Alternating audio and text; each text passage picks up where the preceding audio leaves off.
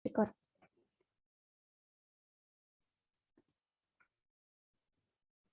Baik, terima kasih. Langsung saja kita mulai pada diskusi hari ini. Perkenalkan, kita dari kelompok 4 akan membahas satu materi yang berjudul Isu Etika dan Sosial dalam Sistem Informasi Bisnis. Bisa di next. Sebelum masuk ke pembahasan, alangkah lebih baik saya memperkenalkan anggota dari kelompok 4. Yang pertama ada Yulia Ganisduyanti, yang kedua ada saya sendiri Ade Fitria, yang ketiga Yuni Ardianti, dan yang keempat Siti Muhaimin Ahmad. Next. Memasuki bahasan pertama yaitu mengenai isu etika, sosial, dan politik akan dijelaskan oleh rekan saya Mbak Siti Muhaimin. Kepadanya saya persilahkan. Baik, terima kasih. Saya akan menjelaskan tentang isu etika, sosial, dan politik yang diangkat oleh sistem informasi. Next.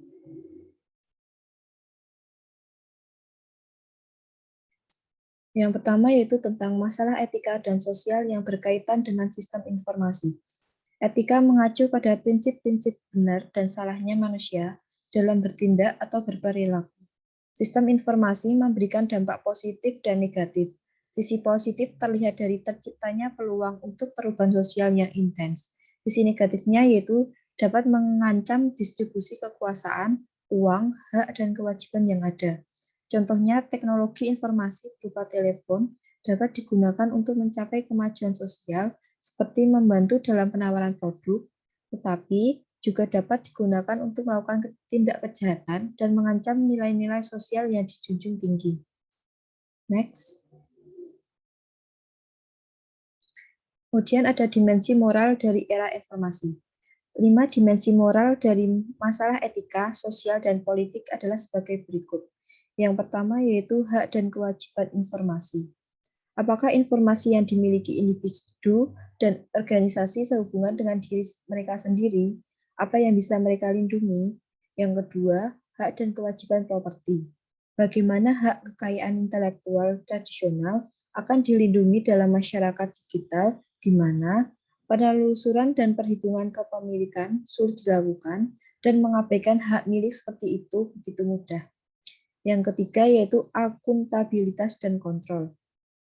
Siapa yang dapat dan akan dimintai pertanggungjawaban dan bertanggung jawab atas kerugian yang terjadi pada informasi individu dan kolektif serta hak milik. Yang keempat yaitu kualitas sistem. Standar data dan kualitas sistem apa yang harus kita tuntut untuk melindungi hak individu dan keselamatan masyarakat. Yang kelima yaitu kualitas hidup. Nilai-nilai apa yang harus dipertahankan dalam masyarakat berbasis informasi dan pengetahuan. Lembaga mana yang harus kita lindungi dari pelanggaran, nilai dan praktik budaya mana yang didukung oleh teknologi informasi baru. Next. Kemudian ada tren teknologi utama yang menimbulkan masalah etis. Teknologi informasi telah meningkatkan masalah etika, membebani pengaturan sosial yang ada, dan membuat beberapa undang-undang menjadi usang atau sangat lumpuh. Kemajuan dalam penyimpanan data dapat membuat pelanggaran terhadap privasi individu menjadi murah dan efektif. Sistem penyimpanan data yang sangat besar untuk terabyte dan petabyte data sekarang tersedia di tempat atau sebagai layanan online untuk perusahaan dari semua ukuran dan digunakan untuk mengidentifikasi pelanggaran. Kemajuan dalam teknik analisis data untuk kumpulan data yang besar dapat meningkatkan masalah etika karena perusahaan dan lembaga pemerintah dapat menemukan informasi pribadi yang sangat rinci tentang individu. Dengan alat manajemen data kontemporer, perusahaan dapat mengumpulkan dan menggabungkan banyak sekali informasi tentang individu yang disimpan di komputer jauh lebih mudah daripada sebelumnya. Next.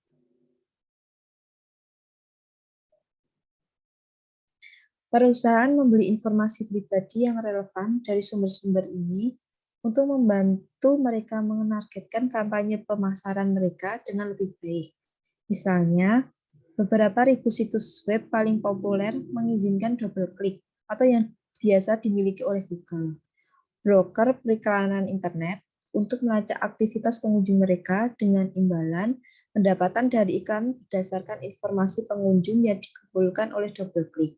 DoubleClick menggunakan informasi ini untuk membuat profil setiap pengunjung online, menambahkan lebih banyak data ke profil saat pengunjung mengakses situs DoubleClick terkait.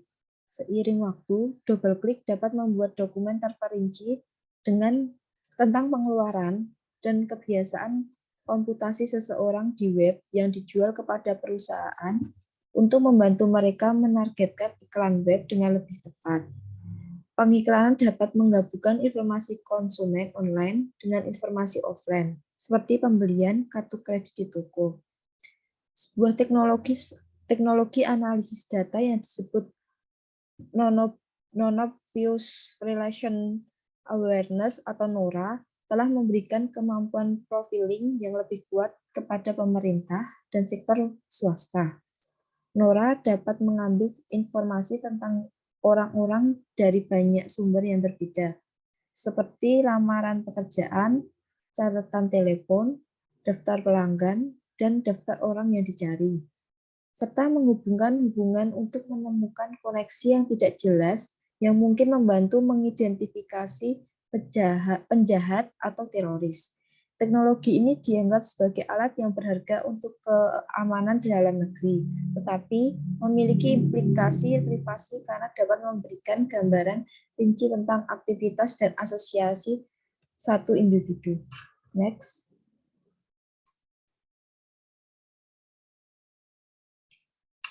Berikut yaitu tren teknologi yang meningkatkan masalah etika. Penyebab masalahnya yang pertama yaitu daya komputasi berlipat ganda setiap 18 bulan, yang memiliki dampak lebih banyak organisasi bergantung pada sistem komputer untuk operasi kritis dan menjadi lebih rentan terhadap kegagalan sistem. Yang kedua yaitu penyebabnya biaya penyimpanan data menurun dengan cepat. Berdampak, organisasi dapat dengan mudah memelihara database rinci pada individu. Tidak ada batasan pada data yang dikumpulkan tentang individu. Yang ketiga yaitu penyebabnya kemajuan analisis data. Yang memiliki dampak, perusahaan dapat menganalisis jumlah besar data yang dikumpulkan pada individu untuk mengembangkan profil terperinci dari perilaku individu. Penyebab yang keempat yaitu kemajuan jaringan yang memiliki dampak, biaya pemindahan data, dan membuat data dapat diakses dari mana saja. Akses data dapat menjadi lebih sulit dikendalikan. Yang kelima yaitu penyebabnya dampak pertumbuhan perangkat seluler. Yang memiliki dampak, ponsel individu dapat dilacak tanpa persetujuan atau sepengetahuan pengguna. Perangkat yang selalu aktif menjadi target. Next. Untuk materi selanjutnya akan diteruskan oleh teman saya, Mbak Aditya. Saya persilahkan. Terima kasih atas kesempatannya. Saya akan melanjutkan bahasan yang kedua, yaitu terkait prinsip-prinsip khusus untuk memandu keputusan etis. Next. Yang pertama yaitu tentang konsep dasar dulu. Pengertian apa itu pilihan etis. Pilihan etis adalah keputusan yang dibuat oleh individu yang bertanggung jawab atas konsekuensi dari tindakan mereka. Yang kedua, pengertian tanggung jawab. Dalam hal ini merupakan elemen kunci dari tindakan etis yang berarti siap menerima potensi biaya, tugas, dan kewajiban akan keputusan yang dibuat. Yang ketiga yaitu tentang akuntabilitas, yaitu merupakan ciri dari sistem dan institusi sosial, artinya ada mekanisme untuk menentukan siapa yang mengambil tindakan dan siapa yang bertanggung jawab. Dan yang terakhir ada kewajiban. Kewajiban itu memperluas konsep tanggung jawab lebih jauh ke bidang hukum. Kewajiban adalah fitur sistem politik di mana badan hukum berada di tempat yang memungkinkan individu untuk memulihkan kerusakan yang dilakukan kepada mereka oleh pelaku lain, sistem atau organisasi. Next. Kemudian adalah konsep dasar membentuk dasar dari analisis etika sistem informasi itu sendiri. Yang pertama yaitu teknologi informasi disaring melalui institusi sosial, organisasi, dan individu. Apapun efek sistem informasi yang ada adalah produk dari tindakan dan perilaku institusional, organisasi, dan individu. Yang kedua, tanggung jawab atas konsekuensi teknologi jelas berada pada institusi, organisasi, dan manajer individu yang memilih untuk menggunakan teknologi. Yang ketiga, dalam masyarakat politik yang etis, individu dan orang lain dapat memulihkan kerusakan yang terjadi pada mereka melalui serangkaian undang-undang yang ditandai dengan adanya proses hukum. Next. Selanjutnya terkait analisis etis. Terdapat 5 langkah proses untuk menghadapi situasi yang menghadirkan masalah etika. Yang pertama yaitu mengidentifikasi dan gambarkan fakta dengan jelas. Cari tahu siapa yang melakukan apa, kepada siapa, dan di mana, kapan, dan bagaimana. Kemudian yang kedua, definisikan konflik atau dilema dan identifikasi nilai-nilai tingkat tinggi yang terlibat. Isu-isu etika sosial dan politik selalu mengacu pada nilai-nilai yang lebih tinggi. Para pihak yang bersengketa semuanya mengklaim mengejar nilai-nilai yang lebih tinggi. Misalnya, kebebasan privasi, perlindungan properti, atau sistem perusahaan bebas. Biasanya masalah etika melibatkan dilema, dua tindakan yang bertentangan secara diametral yang mendukung nilai-nilai yang berharga. Kemudian langkah yang ketiga yaitu identifikasi pemangku kepentingan. Karena setiap masalah etika, sosial, dan politik memiliki pemangku kepentingan. Pemain dalam pemain yang memiliki minat pada hasil yang telah berinvestasi dalam situasi, dan biasanya yang memiliki pendapat vokal. Cari tahu identitas kelompok-kelompok ini dan apa yang mereka inginkan. Hal ini akan berguna nanti ketika merancang solusi. Kemudian langkah yang keempat, yaitu identifikasi opsi yang dapat diambil secara wajar. Mungkin akan ditemukan bahwa tidak ada opsi yang memenuhi semua kepentingan yang terlibat. Terkadang sampai pada solusi yang baik atau etis mungkin tidak selalu menjadi penyeimbang konsekuensi bagi pemangku kepentingan. Kemudian langkah yang terakhir atau yang kelima, yaitu identifikasi konsekuensi potensial dari pilihan yang dipilih. Beberapa pilihan mungkin benar secara etis tetapi berbahaya dari sudut pandang lain. Opsi lain mungkin berfungsi dalam satu contoh tetapi tidak dalam contoh serupa. Next.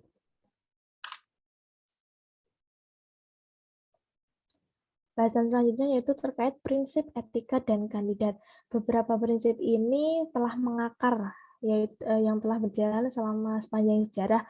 Yang pertama yaitu the golden rule, yang artinya adalah memperlakukan orang lain seperti apa yang kita ingin mereka lakukan kepada kita. Menempatkan diri kita di tempat orang lain dan menganggap bahwa kita juga sebagai objek keputusan dapat membantu kita berpikir tentang keadilan dan pengambilan keputusan yang baik.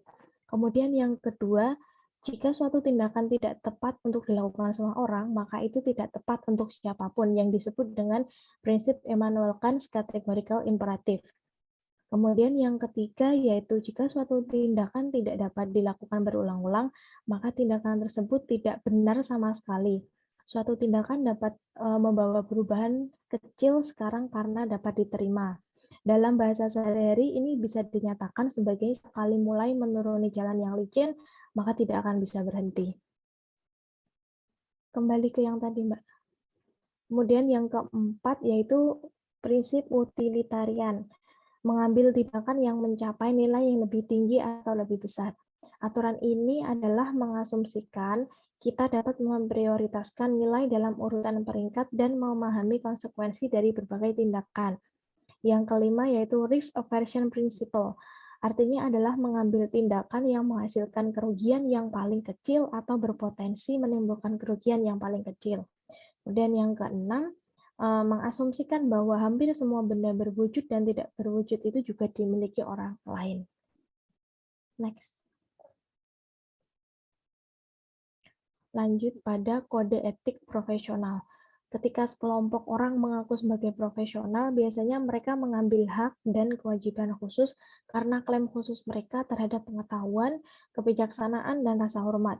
Kode etik profesional diumumkan oleh asosiasi profesional seperti American Medical Association, American Bar Association, Association of Information Technology Professionals, dan Association for Computing Machinery.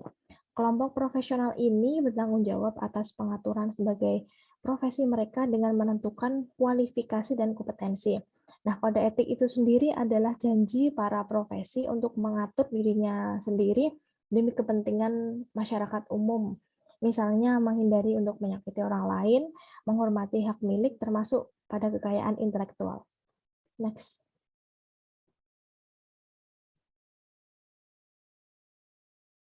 Yang terakhir dari saya yaitu tentang beberapa dilema etis di dunia nyata.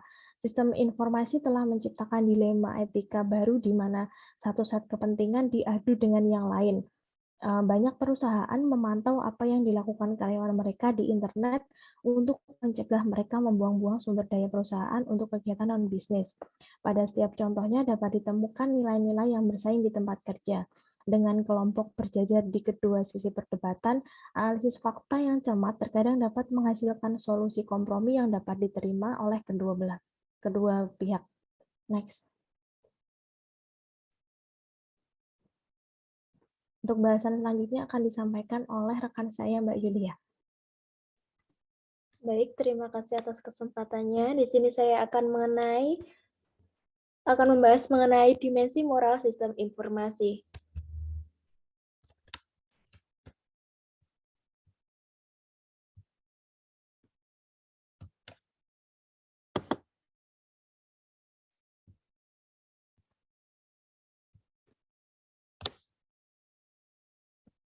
Untuk bahasanya pertama mengenai hak informasi, privasi dan kebebasan di era internet.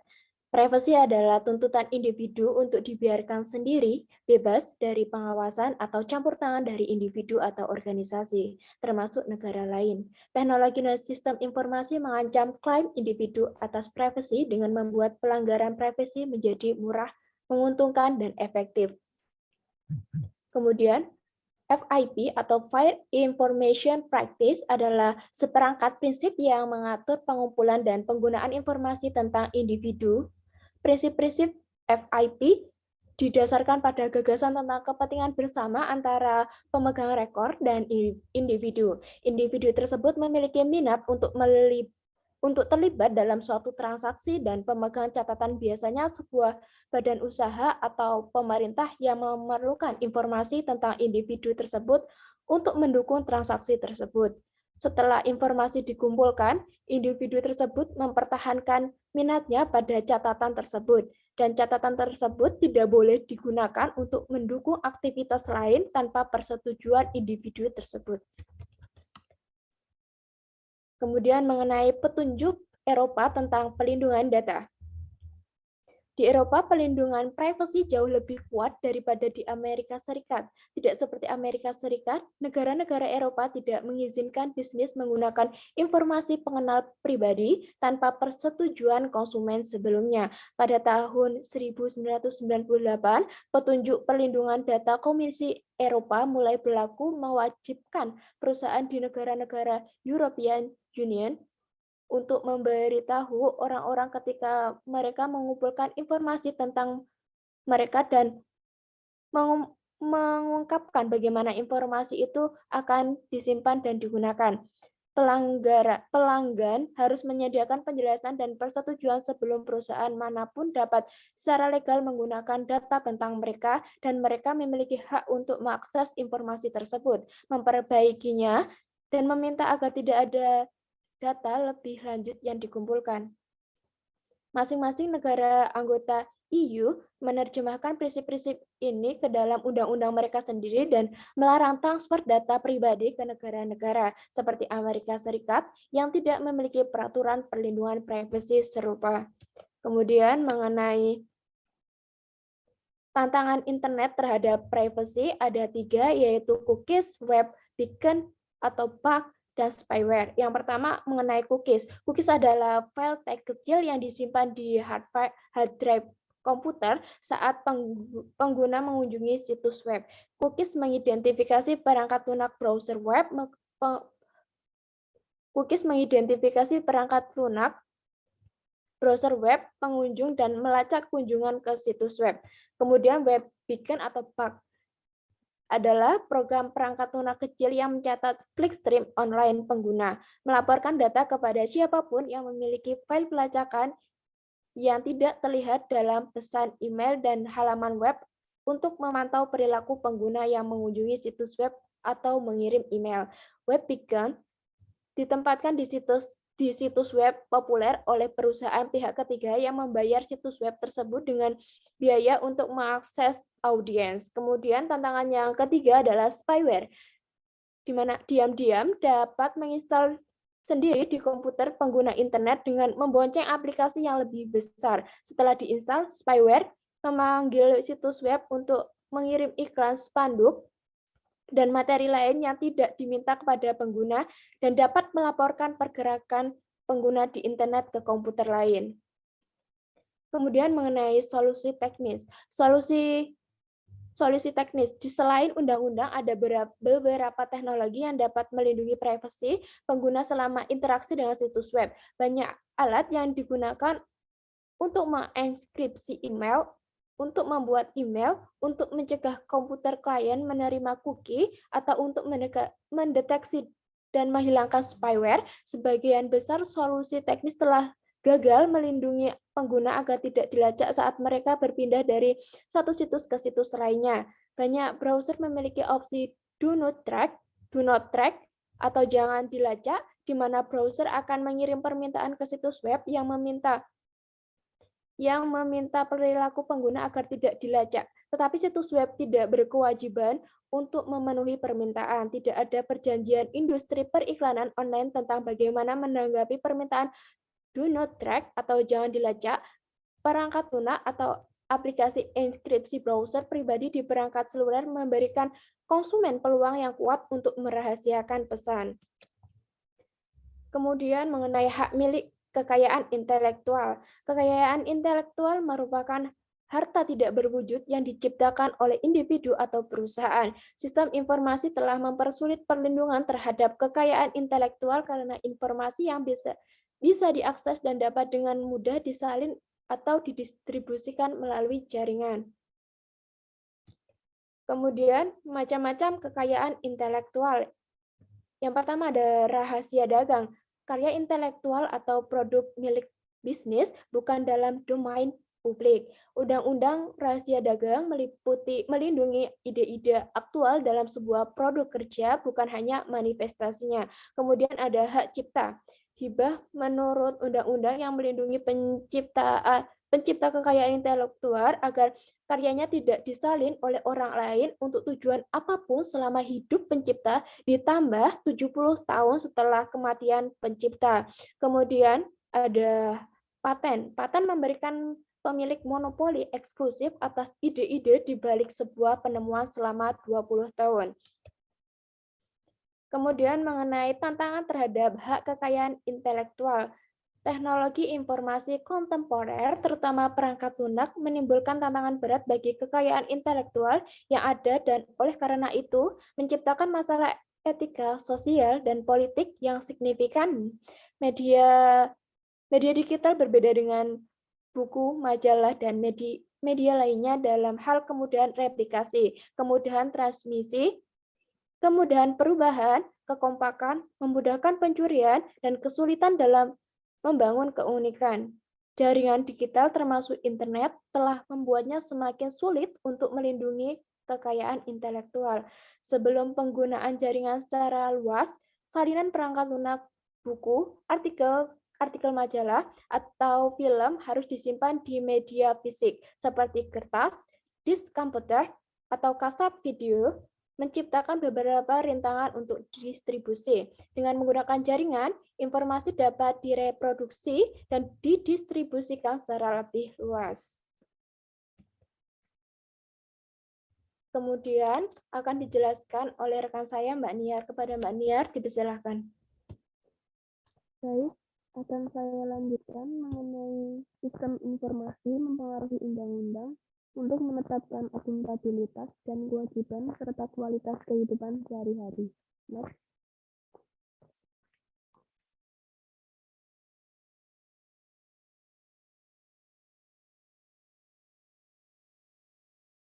Seiring dengan Undang-Undang Privasi dan Properti, teknologi informasi baru menantang undang-undang pertanggungjawaban yang ada dan praktik sosial untuk meminta pertanggungjawaban individu dan institusi. Yang pertama, mengenai masalah kewajiban terkait komputer.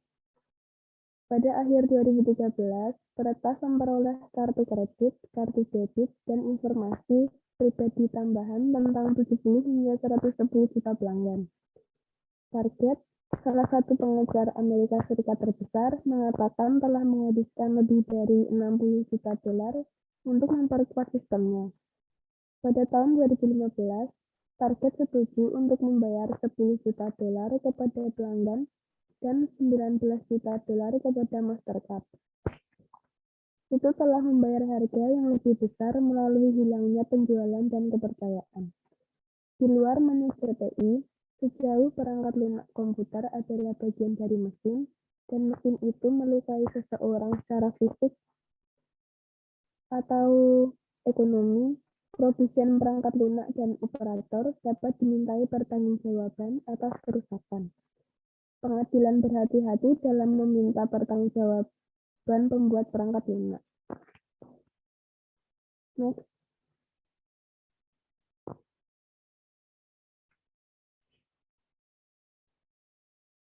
Yang kedua, kualitas sistem, kualitas data, dan kesalahan.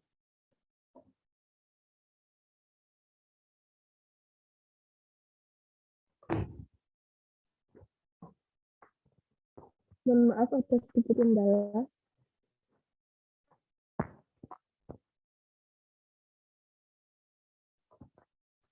Yang kedua, kualitas sistem, kualitas data, dan kesalahan. Tiga sumber utama kinerja sistem yang buruk adalah yang pertama, bug dan kesalahan perangkat lunak. Yang kedua, kegagalan perangkat keras atau fasilitas yang disebabkan oleh penyebab alami atau lainnya. Dan yang ketiga, kualitas data input yang buruk. Ada hambatan teknologi untuk menyempurnakan perangkat lunak, dan pengguna harus menyadari potensi kegagalan yang sangat besar. Meskipun bug perangkat lunak dan bencana fasilitas mungkin dilaporkan secara luas di media, sejauh ini sumber kegagalan sistem bisnis yang paling umum adalah kualitas data. Next.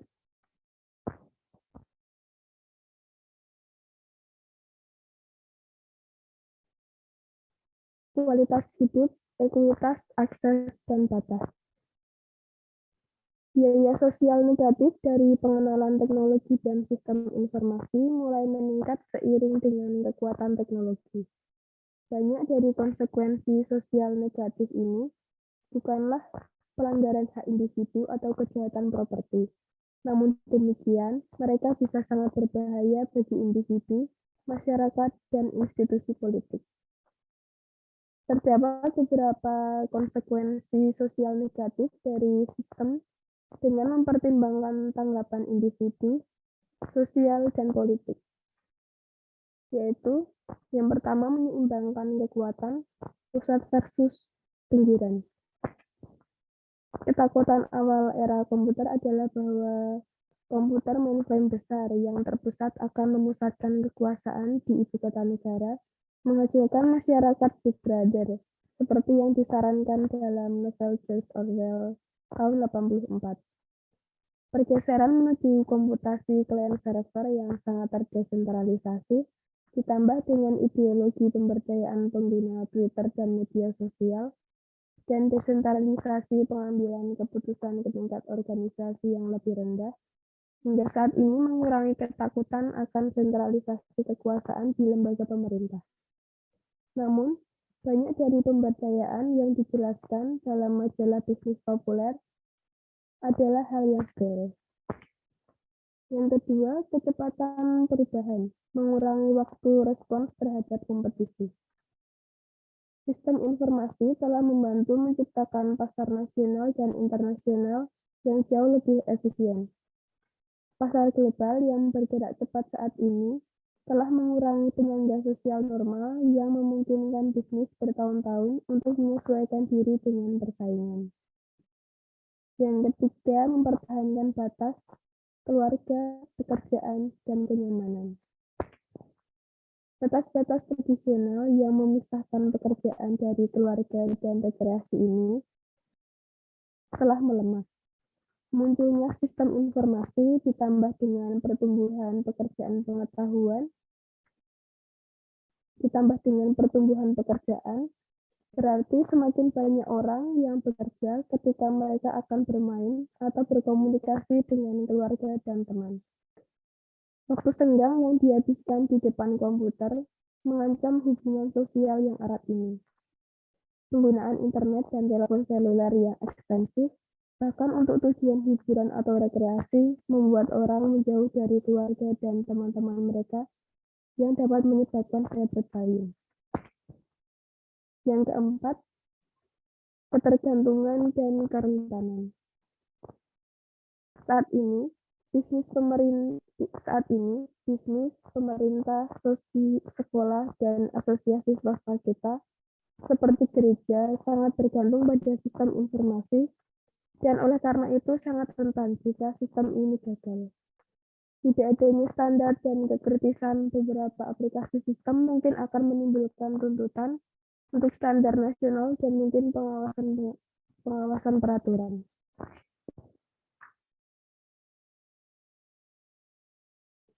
Yang kelima, kejahatan dan penyalahgunaan komputer. Kejahatan komputer adalah tindakan ilegal yang dilakukan menggunakan komputer atau melawan sistem komputer. Mengakses sistem komputer tanpa izin atau dengan maksud untuk menyakiti, bahkan secara tidak sengaja, sekarang merupakan kejahatan federal. Penyalahgunaan komputer adalah tindakan yang melibatkan komputer yang mungkin tidak ilegal tetapi dianggap tidak etis. Popularitas internet, email, dan telepon seluler telah mengubah salah satu bentuk penyalahgunaan komputer, spam, menjadi masalah serius bagi individu maupun bisnis. Yang selanjutnya, ketenagakerjaan, teknologi trickle down, dan rekayasa ulang kehilangan pekerjaan. Pekerjaan rekayasa ulang biasanya dipuji dalam komunitas sistem informasi sebagai manfaat utama dari teknologi informasi baru. Jauh lebih jarang dicatat bahwa mendesain ulang proses bisnis telah menyebabkan jutaan manajer pabrik tingkat menengah dan pekerja administrasi kehilangan pekerjaan mereka. Dan yang terakhir, keadilan dan akses. Meningkatkan pembelahan kelas ras dan sosial. Informasi, pengetahuan, komputer, dan akses ke sumber daya ini melalui lembaga pendidikan dan perpustakaan umum didistribusikan secara tidak merata di sepanjang garis etnis dan kelas sosial, seperti banyak sumber informasi lainnya. Kesenjangan digital dapat mengarah pada masyarakat kaya informasi yang melek komputer dan terampil, versus sekelompok besar orang miskin informasi yang buta huruf dan tidak terampil komputer. Next.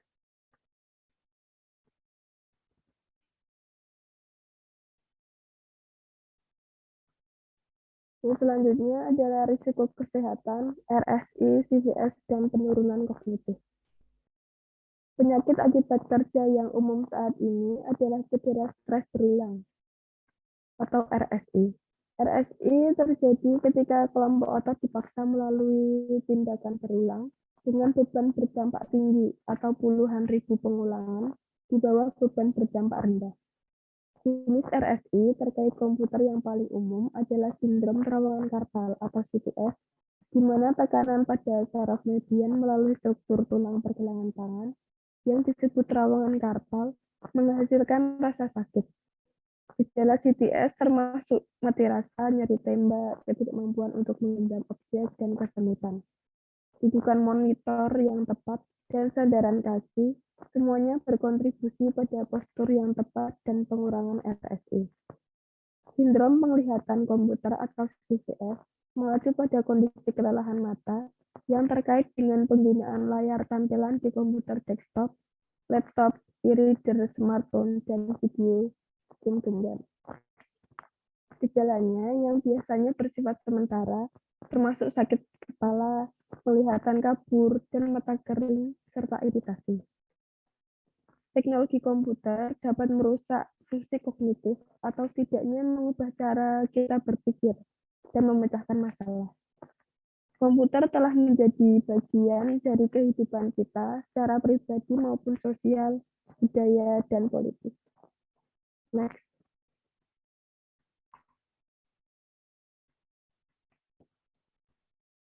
Sekian presentasi dari kelompok 4. Kami menyadari banyak kekurangan dalam presentasi pada kesempatan kali ini. Untuk itu kami mohon maaf atas kekurangan dari kami. Terima kasih. Kami akhiri. Wassalamualaikum warahmatullahi wabarakatuh.